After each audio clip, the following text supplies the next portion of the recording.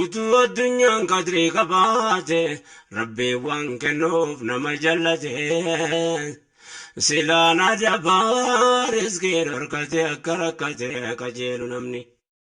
dhugaadha duniyaa waa qadriin qabu rabbiin kanaaf waan uume qallabuun jallatan jedheen goone agabu eenyuun dhabuu turqoodamnaaniif duniyaa qaaruuni fedduu bal'isee jallaa jallisaa biyya rakkisee maayirra rabbiin isa salphisee afaan bal'isee liqimsi ardiini